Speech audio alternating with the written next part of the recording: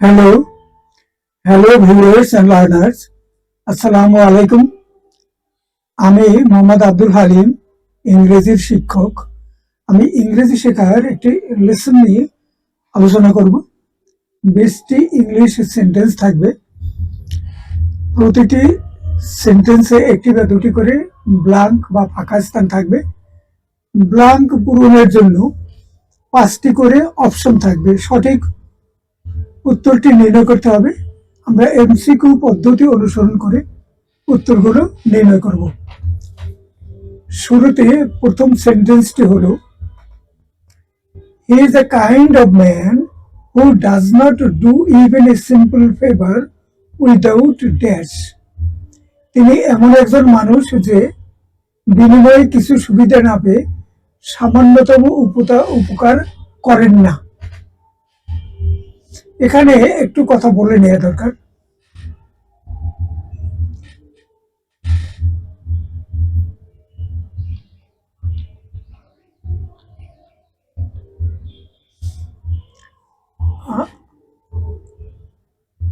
জিরান্ডের ব্যবহার সংক্রান্ত কিছু বাক্য আমরা এখানে পাবো।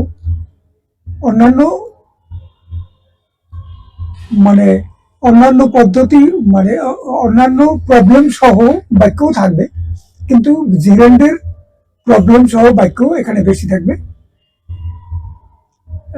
তো একটু আমার স্পোকেন ইংলিশের আমার বেশ কিছু ভিডিও আছে, তার মধ্যে গ্রামাটিক্যাল টপিক সম্পর্কে আলোচনা আছে। একটি গ্রামাটিক্যাল টপিকে জিরান্ড এবং ইনফিনিটিভের ব্যবহার সংক্রান্ত বিস্তারিত আলোচনা আছে, বিশদ আলোচনা। সেটি একটু দেখে নিতে পারলে ভালো হয়। তো আমরা এখানে যে কথাটা বলতে চাই সেটি হলো, কোনো একটা বাক্যে একটা মূল সমাপিকা ক্রিয়া থাকবে, ফিনিট ভার্ব, তারপরে দ্বিতীয় আরেকটি ভার্ব থাকে অনেক সময়, যেটা নন ফিনিট ভার্ব। এই নন ফিনিট ভার্বটি কিছু কিছু ক্ষেত্রে ইনফিনিটিভ বসে, তারপরে নন ফিনিট ভার্বটি কিছু কিছু ক্ষেত্রে জিরান্ড ফর্ম হয়। এখন এটি কিসের উপরে নির্ভর করে, এটা আমাদের জানা থাকতে হবে। কতগুলো ভার্ব আছে যে ভার্বের পরে ইনফিনিটিভ বসে। মূল ভার্বটির পরে, যেরকম লার্ন, মূল ভার্বটির পরে যে নন ফিনিট ভার্বটি বসবে সেটি ইনফিনিটিভ বসে। আবার কিছু ভার্ব আছে যার পরে নন ফিনিট ভার্বটি জিরান্ড হিসেবে বসে। আবার কিছু ভার্ব আছে যেগুলোর পরে ইনফিনিটিভও বসে, জিরান্ডও বসে। যেরকম এখানে আমরা দেখতে পাচ্ছি, he is the kind of man. এখানে প্রথম ক্লজটা বাদ দেই, who does not do even a simple favour without. এখন এখানে কোন ভার্বটি বসবে? এখানে ডাজ নট ডু ভার্ব আছে। ডু ভার্ব অনুযায়ী এখানে কোন ভার্বটি বসবে? এখন এটি নির্ভর করে এখানকার ভার্বটির উপরে, কখনো আবার অন্য কিছুর উপরে নির্ভর করে। যেরকম এখানে ওই নন ফিনিট ভার্বটি বসবার পূর্বে একটি প্রিপোজিশন আছে, তাহলে ওখানে নিয়ম আছে প্রিপোজিশন অথবা প্রিপোজিশনের পরে যদি কোনো নন ফিনিট ভার্ব এরকম বসে, তাইলে সেটি অবশ্যই জিরান্ড ফর্মের হবে। তাইলে উইদাউটের পরে জিরান্ড হবে।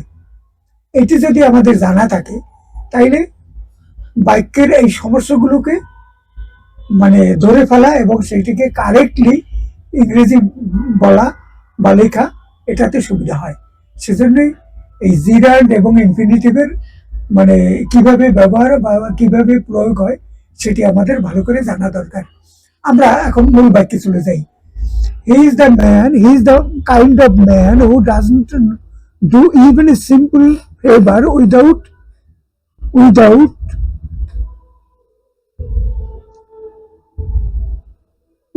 Being paid. এখানে কথাটি হলো এই যে তিনি এমন একজন মানুষ যিনি অন্য কাউকে মাঝে মাঝে উপকার করেন, কিন্তু উপকারের বিনিময়ে তিনি আগেই তার প্রাপ্তিটা তিনি নিয়ে নেন। সেটা যেভাবেই হোক, আর্থিক অথবা অন্য কোনো পদ্ধতিতে তিনি কারোর জন্য কোনো উপকার করলে তার কাছ থেকে তিনি কি পাবেন সেই জিনিসটা তিনি তার আগে এনশিওর করে নেন, এবং যখন দেখেন যে তিনি কোনো কিছু পাচ্ছেন তখন তিনি তার উপকার করবার মতো তার সামর্থ্য থাকলে তিনি সেই উপকারটি করেন। কিন্তু এই উপকারের কোনো সুযোগ সুবিধা না পেয়ে তিনি কখনো উপকার করেন না। এখানে বাক্যটির আইডিয়াটা এরকম। তাহলে a simple favour without being paid, এখানে উইদাউট পরে বিং পেইড এটি বসবে, জিরার ফর্ম বসেছে।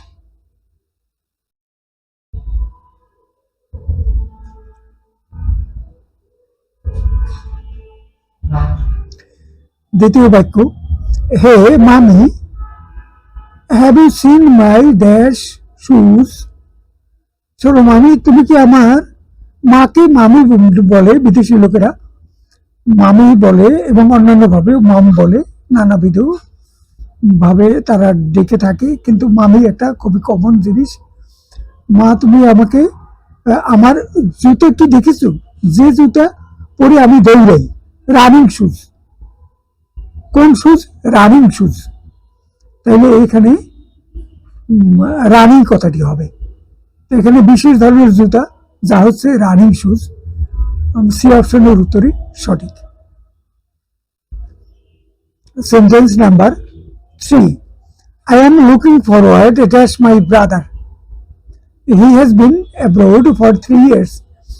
আমি আমার ভাইয়ের সাথে দেখা করার জন্য অপেক্ষা করছি। তিনি 3 বছর যাবৎ বিদেশে রয়েছেন। 3 বছর পরে তিনি ফিরে আসছেন, অতএব তার সাথে আমি দেখা করার জন্য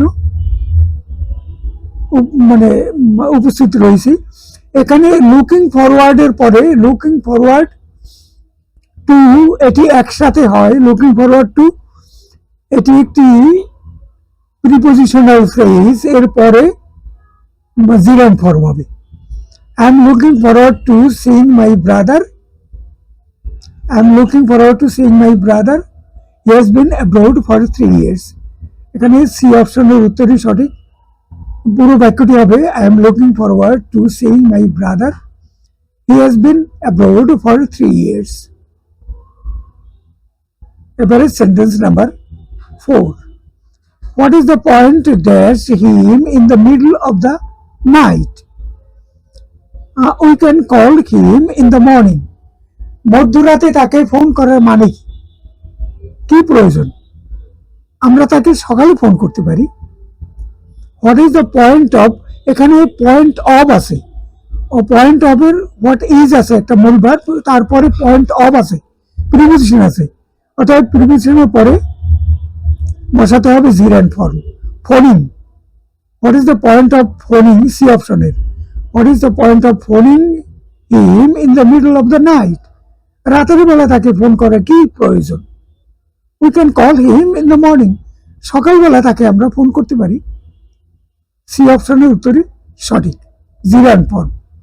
ভিডিওটি শেষ করার পূর্বে একটি অনুরোধ, দয়া করে চ্যানেলটিতে একটু সাবস্ক্রাইব করুন এবং একটি লাইক দিন ভিডিওটিতে।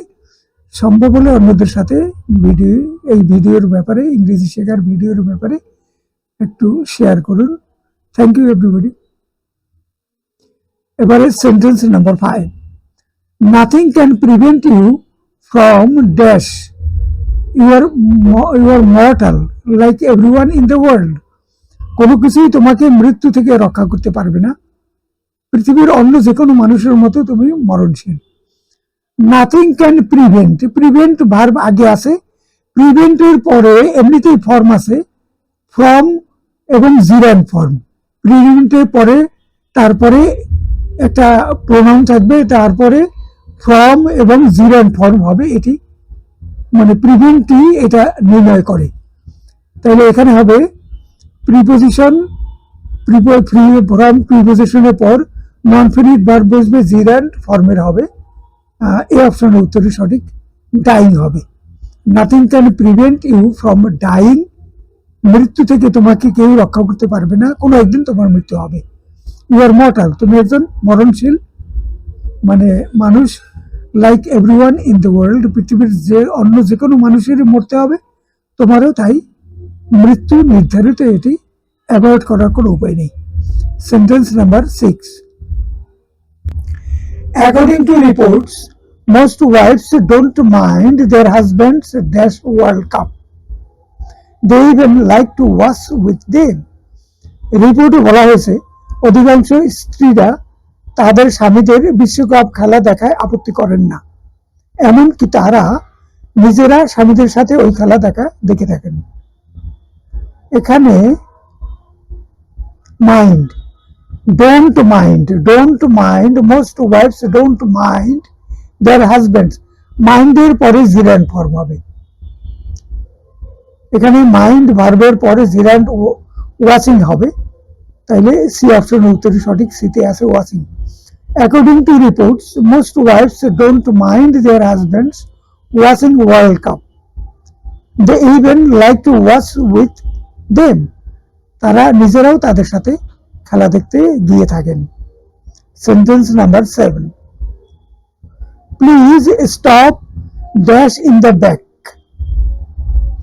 If you do not want to listen, I don't mind your dash out of the classroom.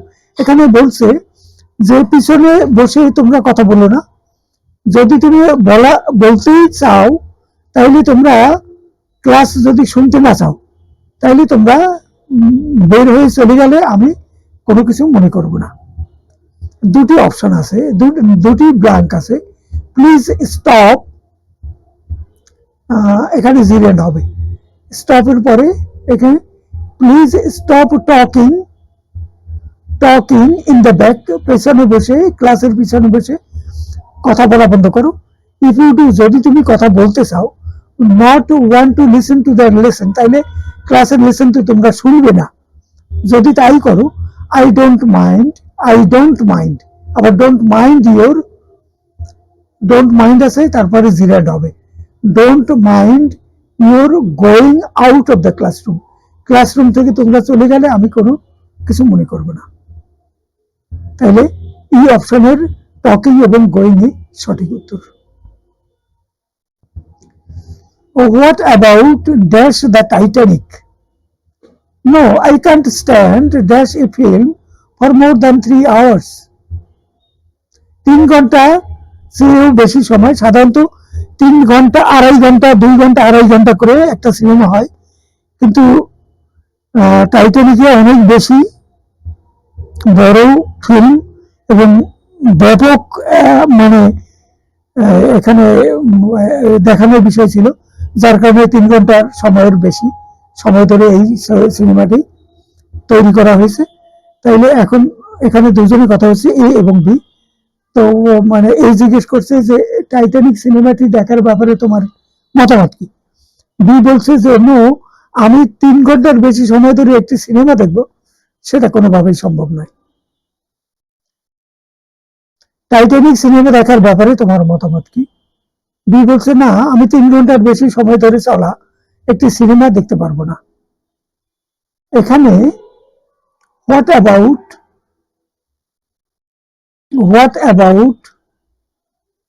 আছে, অ্যাবাউটের পরে এখানে জিরান্ড ফর্মই হবে, এই অপশনের gerund. What about seeing the Titanic? No, I can't stand, তারপরে এখানেও জিরান্ড ফর্ম হবে, I can't stand watching a film for more than 3 hours. তাহলে এই অপশনের সিইং এবং ওয়াচিং এটি সঠিক মানে উত্তর। What about seeing the Titanic? No, I can't stand watching a film for more than 3 hours. Sentence number 9. I arranged dash the American businessmen for my country. আমি আমেরিকার ব্যবসায়ীদের আমি আমেরিকার ব্যবসায়ীদের সাথে মিটিং এর আয়োজন করেছিলাম। এখানে অ্যারেঞ্জ ভার্বের পর ননফিনিট ভার্বের ইনফিনিটিভ টু মিট বসবে। টু মিট বসেছে, তাইলে মানে সি অপশনের উত্তরই সঠিক। পুরো বাক্যটি হবে এরকম: I arranged to meet the American businessman for my country. Sentence number 10. I decided dash to the theater myself as the others didn't want to come with me. আমি সিদ্ধান্ত নিয়েছিলাম আমি একাই থিয়েটারে নাটক দেখতে যাব, যেহেতু অন্যরা কেউ আমার সাথে যেতে রাজি হয়নি। এখানে ডিসাইড ভার্বের পর নন ফিনিট ভার্ব টু গো হবে। I decided to go to the theater myself as the others didn't want to come with me. Sentence number 11. After dash the questions, the teacher asked if there were anything that we could not understand. ছাত্র বলছে, narrate করছে, প্রশ্নগুলোর ব্যাখ্যা করার পরে শিক্ষক জিজ্ঞেস করলেন, এমন কিছু কি আছে যা আমরা বুঝতে পারিনি? ছাত্র কিন্তু মানে বাক্যটি ন্যারেট করছে, বর্ণনা দিচ্ছে। শিক্ষক জিজ্ঞেস করলেন মানে প্রশ্নগুলো আলোচনা করার পরে, শিক্ষক ব্যাখ্যা করার পরে তিনি জিজ্ঞেস করলেন, এমন কোনো কিছু কি আছে যা আমরা বুঝতে পারিনি? সেটা তিনি জিজ্ঞেস করলেন। এখানে আফটার প্রিপোজিশনের পরে এখানে স্বাভাবিকভাবে জিরান ফর্ম হবে এবং সেখানে এক্সপ্লেইনিং, ডি অপশনের এক্সপ্লেইনিং এটি সঠিক উত্তর। After explaining the questions, the teacher asked if there were anything that we could not understand. এবারে sentence number 12. As a result of dash him for 2 hours, he persuaded me dash or the dash for the job. dash for the job. 2 ঘন্টা যাবত তার বক্তব্য শোনার পর তিনি আমাকে চাকরিটির জন্য আবেদন করতে বাধ্য করলেন। প্রথম পাকিস্তানি প্রিপোজিশনাল ফ্রেজের পর জিরান ফর্মে লিসেনিং বসবে। as a result of আছে, as a result of এটি প্রিপোজিশনাল ফ্রেজ, তারপরে জিরান হবে। ধরো কথা, প্রিপোজিশন এবং প্রিপোজিশনাল ফ্রেজের জাস্ট পরপরই যখন এরকম নন ফিনিট ভার্ব বসবে সেটি জিরান হবে। তাহলে এখানে বসবে listening. As a result of listening him for 2 hours, he persuaded me, তিনি আমাকে বাধ্য করলেন। persuaded me এর পরে হবে to apply for the job. to apply infinitive বসবে। ডি অপশনের উত্তরই সঠিক, listening এবং to apply। তাহলে পুরো বাক্যটা হলো as a result of listening him for 2 hours, he persuaded me to apply for the job. Sentence number 13. I forgot a dash ticket into the ticket box when I sat down on a seat in the bus. আমি বাসের একটি সিটে বসার সময় টিকিটের বাক্সে ticket ফেলতে ভুলে গিয়েছিলাম। সেখানকার নিয়ম হলো এই, বাসে আপনি উঠবেন, আপনার বাসের টিকিটের বাক্স আছে, সেই বাক্সের মধ্যে আপনি ফেলে দিবেন। কিন্তু বাসে ওঠার পরপরই যিনি ন্যারেটর, যিনি বর্ণনা করছেন, তিনি সিটে বসবার জন্য ব্যস্ত হয়ে পড়েছেন, কিন্তু টিকিটের বাক্সে টিকিটটি ফেলতে তিনি ভুলে গিয়েছিলেন। এখানে এটি হলো বাক্যের ব্যাখ্যা।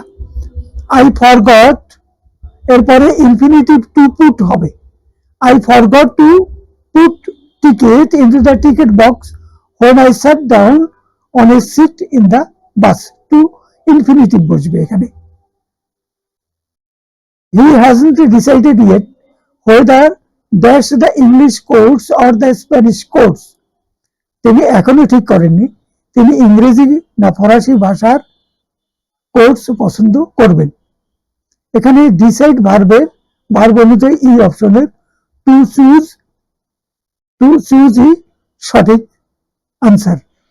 He hasn't decided yet whether to choose the English course or the Spanish course. Sentence number 15. I am used to dash for him for 15 minutes as he is always late. Used to পরে নন finite verb waiting বসেছে, এখানে waiting বসাতে হবে। C অপশনের উত্তরই সঠিক। তাহলে waiting I am, যেহেতু তিনি সবসময় দেরি করেন, আমি তার জন্য 15 মিনিট দেরি করতে অভ্যস্ত হয়ে গেছি। ইউজ টু, ইউজ টুর পরে এখানে ওয়েটিং ভার্বটি বসবে, নন ফিনিট ভার্ব ওয়েটিং জিরান ফর্মের ওয়েটিং বসবে। I am used to waiting for him for 15 minutes as he is always late.